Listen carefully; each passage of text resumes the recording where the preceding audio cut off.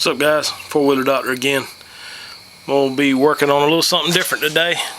Just kind of got this in on a package deal. Had a friend that's got a couple dirt bikes and a couple Chinese four-wheelers, which neither of them I really like to work on a whole lot, but figured I'd take them in.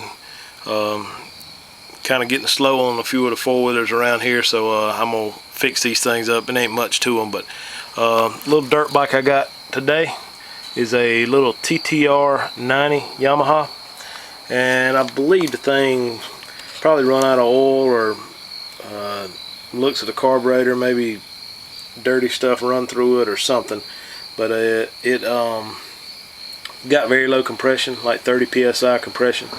So I ordered a oversized piston for it. I'm gonna get the cylinder bored out in it.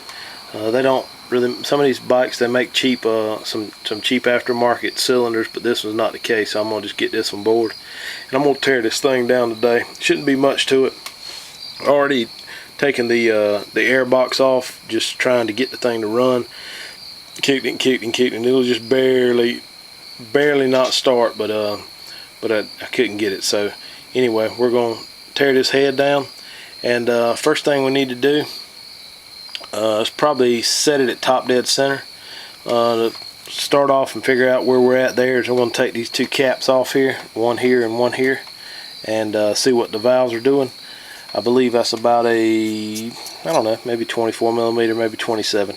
Let me grab a socket and a ratchet and get that off. And probably also I'm going to take the timing plugs off over here, which is here, so you can turn the crankshaft, and here so you can see what the where the timing mark is. I'll go ahead and pull those off, and we'll go ahead and get it set at top dead center. Alright, cut the camera on in a second. Alright guys, I got the valve covers off. Those were actually 24 millimeter. I'm just going to show what I like to do on these covers here. They're bad to strip out if you stick a small screwdriver or something in them. I've already busted this one loose, but what I usually do is take a big screwdriver here, a big flat screwdriver. A couple of these I have a square shank on them. You can stick that thing in there, and I take just a wrench. In this case I got adjustable because that's the first thing I found, and you can really put some torque on it like that, push in on it as you're turning it with that adjustable, and it'll help you break those loose and hopefully not chip out that hole there to where you can't get a wrench or a screwdriver to even hold on it. So okay, got that out, and now I'm going to get a looks like about a 17 millimeter nut here, put a socket on here, and turn the motor over until I get this exhaust valve to open and then close, and then I'll start checking for the timing mark on here to see when I hit top dead center. So let me get a 17 millimeter deep well, and I'll put the camera back on. Alright, so I got the 17 millimeter up in here, and I'm going to turn this thing over. And like I said before, I'm not exactly sure which way this turns over, but when you turn it one direction, it's smooth, and the other one, I'll see if you can hear this, it makes that kind of winding noise. That's the one-way bearing turning over. That's going the wrong direction. So in this case, this is going to turn counterclockwise, and what you want to do is turn it. You can actually just stick your finger over here, but I'll try and show you on this intake valve, which is the one on the top. You turn this thing around until the valve opens right there, and then it shuts, and then the piston will start coming up as you rotate it around. And we'll see if I can see where the tick mark is in there.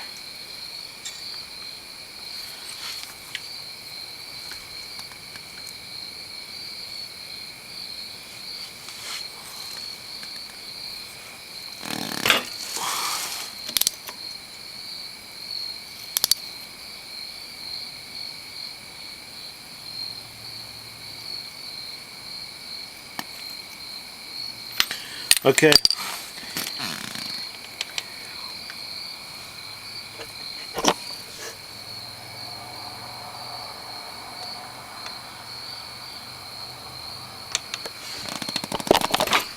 Not sure if you can see it or not, but the on these Yamahas, there's a line, and then a line that connects the two. It looks like kind of a bent eye, and that's once you hit that, that's where you start looking for your timing mark. And then right after that, the timing mark will come up, and it's just one tick mark in the flywheel. And once you hit that tick mark, that should be top dead center. So it's at top dead center now. Just to check to make absolutely sure, you can try to wiggle these valves, and that one's got play in it, and the bottom one's got play in it as well. So that's at top dead center. If you got it 180 off, one valve will be tight and one will not. So got that done. Next thing I'm going to do is spray a little bit of penetrating oil on these exhaust bolts, just because they're probably going to be tough to get off. Spray a little oil on those, and I'm going to unhook all these hoses to this to the carburetor here, fuel line, a vent line, and this choke cable, as well as these two screws for the throttle. I'm going to probably just pull that head off with the carburetor on it. I'm going to probably have to clean that carburetor too, so I may as well just get it off. So I'm going to pull that off, but let me get these bolts loosened up. They're 10 millimeters, and then I'm going to take this stuff off the carburetor like I said, and then we'll be just about ready to pull the head off the thing. Alright, so I forgot about this side cover here. I went ahead and pulled it off. It's two number 3, I believe, Phillips head screws. I usually just put a bit in my impact driver. Make sure you push on that real hard so you don't strip the head out on those bolts. But once you get this off, that it confirms the fact that we've got it at top dead center. There's a tick mark here cast into the head right here at well, if this was a clock here, that'd be at the 9 o'clock position. And there's also a tick mark on the cam gear here, and both of those line up to show you're at top dead center. We got to take this cam gear off and this chain in order to get the head to come off, and in order to do that, we've got to release the tension on it. So there's a cam chain tensioner here, and what I like to do on those is go ahead and break this 10 millimeter bolt loose at the top, and then there's two 5 millimeter Allen head bolts that hold that down. So I'm gonna go ahead and loosen those up, and then we'll be ready to take this big nut off the center here and get that cam chain sprocket off. Alright, I'll cut the camera back on in a second. Alright guys, now I'm gonna pull this center bolt off. Easiest thing to do is you need something to hold the crankshaft so keep it from turning over. I'm not real sure how tight this is going to be, but I'm going to try to do it with my impact here. It's a 17 millimeter. It should turn just normal, lefty loosey, righty tighty. So let's see what we can do here. Come off pretty easy. It's actually got a huge head and just a small shank on it. So I'm going to probably have to get a piece of chain or something to get this wiggled out of here, because I don't know if I can do it with my hand, but I'll try. Let me see. There we go. Alright, so what you want to do now is fish the cam sprocket out of there. And you see this sprocket here has a little ear on it there, and that matches up with a notch that's in the cam. So that's pretty much all it is to get that out. I'll probably take a piece of wire and hook to this thing just so it doesn't fall down into here, and it'll help on reassembly. So I'm gonna get me a piece of wire, stick on there, loosen this one bolt up here, which is an 8 millimeter, and these 4 12 millimeter head bolts. Go ahead and loosen them up, and the head will slide right off, and I believe the cylinder will come right off right after that. So let me get these bolts off, and I'll cut the camera back on. Alright guys, I got all these head bolts loose here on the front, the 12 millimeters. They had copper washers on them. I got 2 of the washers off, 2 of them still on there. I'll have to get them off. Took this 8 millimeter headed bolt off, and there's also one that I had missed down here under the bottom. Got it off too. Actually, I left it in there, but this is right there. And once you get all that loose, you can stick the screwdriver in here, kind of pry between the fins of the cylinder and the intake where the intake bolt's on, and hopefully you can get that to separate. You can see it's cracking right there. Just wiggle it out so it comes off kind of square. Shake it off of there. Alright, there went one of the washers, and there's the other washer. So that's the head, cylinder head coming off to get in the box. And then now we've got the cam chain here with a strap hooked onto it so I don't lose it. You can slip this bottom cam chain guide out, and the top one's actually bolted in. And then now the only other thing left to do is slip the cylinder off, and it should slide right off of there just like that.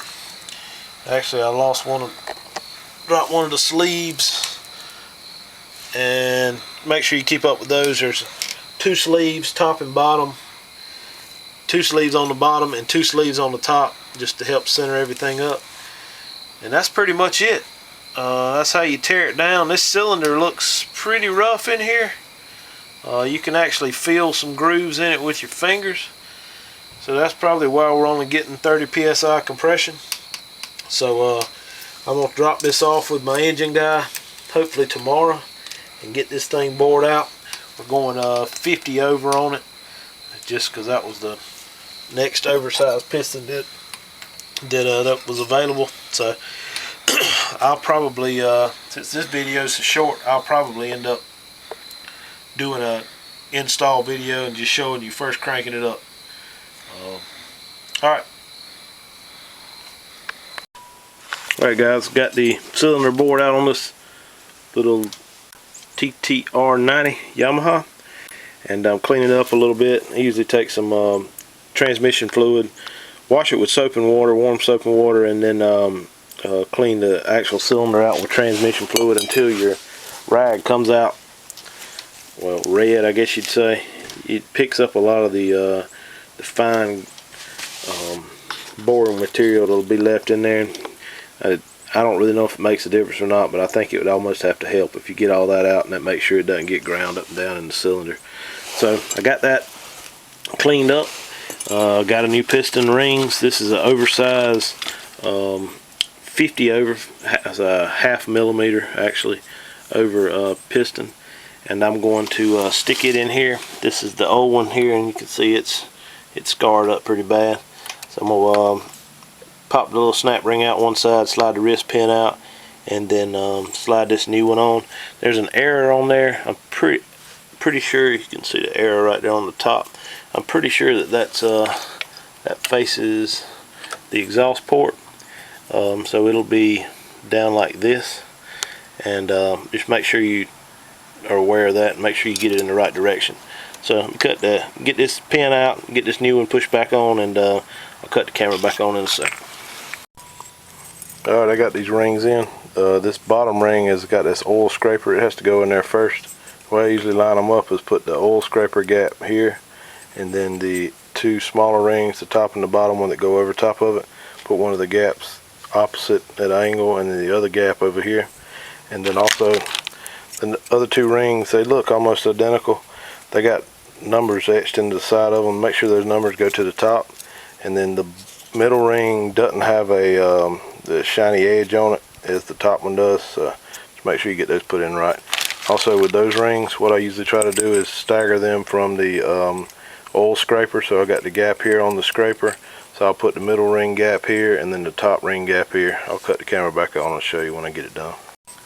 Alright, I got them all in there. I'm not sure if you can see that on the camera or not, but the top ring gap's here, middle ring gap is here, oil scraper's here, and then the 2 rings for the above and below the oil scraper, one gap's here and one gap's here.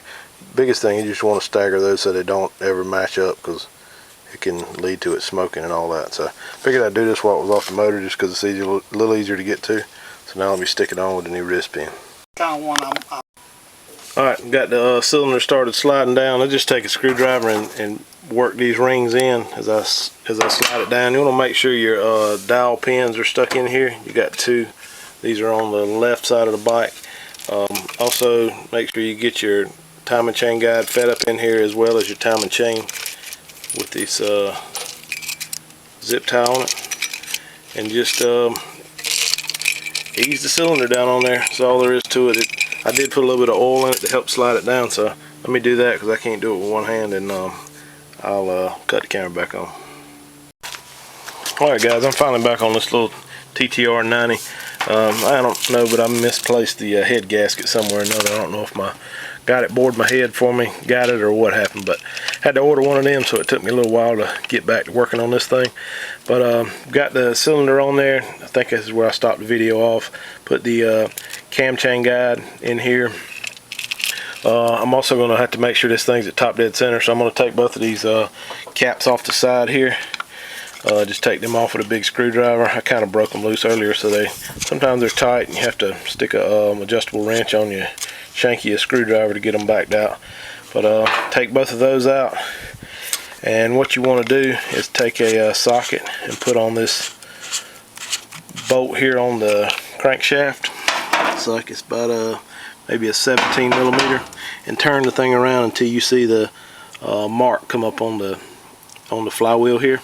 So let me do that. It's obviously not at top dead center because you can see the pistons drop down a little bit in the cylinder. So let me do that, and then we'll get ready to put the head on. Alright, so I got it lined up now. I'm not sure if you can see that tick mark in there, but what it is you'll rotate this thing. It actually rotates counterclockwise, so you'll see a line with a line between it and then another line below it. It almost looks like an eye. You'll see that, and then the next tick mark you come to should be your top dead center mark, and that's what I've got lined up on there. Just want to get it at top dead center, so I get this get the head on there, and I can just throw the cam right in it, or the cam chain right on it to time it up. So let me get the head on. I cleaned it, just kind of cleaned it up a little bit with some Scotch-Brite pad and a wire brush. Actually, on this thing, you can just go ahead and adjust the valves on it now, because they're not going to change once you bolt it up. So I may go ahead and adjust the valves on it just while they're out here, because I didn't take the rocker arms off or anything like that. So I'm going to probably adjust them, and I'll just check it when it gets back on here, but it should be right. So let me get the valve clearances and some feeler gauges, and we may adjust these things before we stick it on. Alright, I'll cut the camera back on in a sec. Alright guys, I looked up the valve clearances online, and it says that the intake is 0.05 to 0.09 millimeters. The exhaust is 0.08 to 0.12 millimeters. That's what we're gonna adjust those two. I got a couple feeler gauges here. I'm gonna do the intake to 0.8 and the exhaust to 0.10. And the way you do this is you just take an 8 millimeter screw wrench and break this adjuster nut here loose, and then I use a this is kind of odd, but this is a square head decking screw.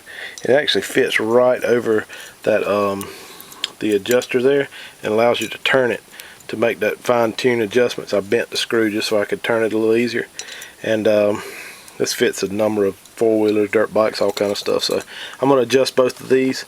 This is the exhaust, naturally right here by the exhaust port, and then the intake over here by the carburetor is still bolted on. And so let me get those adjusted out, and then I'll cut the camera back on right before I stick it back on the cylinder. Alright guys, so I got the valves adjusted out, just till there's slight resistance on those feeler gauges. And now all you got to do is stick the thing back on here. I've still got the well, I skipped that part. I slid the new head gasket on here. You can see it there. There's also two dowels on there on the cam chain side right here. You need to make sure you put those back in. I've still got my cam chain on the with the zip tie on it. Feed that up through your hole here and hold some pressure on it so it doesn't fall back down in there. And then just slide your head over just like that. It slides down all the way on there. Now just find something to do with your cam chain and grab your washers and nuts. Put on those head bolts. The torque on those things are 16 foot-pounds. I usually do them, I might do them 8, maybe 12, and then 16 to finally torque them down. But, I'm going to go ahead and stick those on there, and I'll cut the camera back on once I get them tight. Alright guys, so I got all those tightened up. You also have two 8 millimeter bolts here to put in, and I'm going to put the cam chain sprocket on. I'll cut the camera back on to get it lined up. Alright guys, I got that thing in there. This really takes some patience. What you have to do is get this chain on the sprocket here and halfway guess at where this tick mark is lined up with this mark as you slide the chain on there. It took me like 3 times to get it right. It really takes some patience, and I took a little pair of pliers here to fish the chain around and move a tooth, because you wind up with a tick mark over here, right to the left of the tick it needs to go to, or to the right. And I finally got it lined up. You need to keep an eye on your tick mark here to make sure that it stays at top dead center too. But I finally got it on there, so I'm going to stick the big bolt on there, and there's also a washer on it. Probably going to shoot a little Loctite on it just to make sure it stays tight. So let me tighten that up, put this cover on, and then check the valves, which I'm pretty sure they're going to still be good. I just wanted to see if it affected them any once I bolted it up, if it changed the valves on them, valve clearance. So let me do that. Like I say, put this bolt in, put this cover on, and check the valves, and probably go ahead and put the valve covers on. I'll cut the camera back on in a sec. Alright guys, one other thing I forgot is you got to stick this tensioner in there. It actually works pretty good if you stick the tensioner in before you tighten this bolt up, just to make sure it doesn't jump timing. And what you have to do is loosen up this 10mm bolt on the back side, and a spring and a little rod attached to that bolt will come out. Pull both of those out, and then there's a little catch right here on the top of the adjuster. If you push that catch back with your finger, it'll let you push the plunger in, and then it's ready to reinstall. I'll take a little RTV and put around here, tighten the 2 bolts up here, and then reinstall your spring and your 10mm bolt in the center. Alright guys, I got everything put back on here. Your air box, your carburetor, your vent line, the gas line's over on the other side. Top the oil off. My battery, I think I must have left it switched on or something, because the battery is dead in it, so I'm gonna have to try to kick start this thing. Hopefully it'll fire off, so I'll mess with that battery later. So just make sure your ignition switch is on, make sure that switch is on, cut the choke on, and kick it off, see if it'll crank. Look at there. Usually they don't crank on the first kick, but this one did. It actually had some stuff drilled in the exhaust pipe, so it's louder than normal. But it's running. Doesn't appear to be smoking. I'm gonna see if I can get the battery going so I can make the electric start work, and that'll be it on this one. Appreciate you guys watching my video, and like, subscribe, and I'll be putting some more on there. I'm about to finish up a little 2-stroke dirt bike that I just built, and I'll probably put the reassembly video online for it too. So alright, you guys have a good night.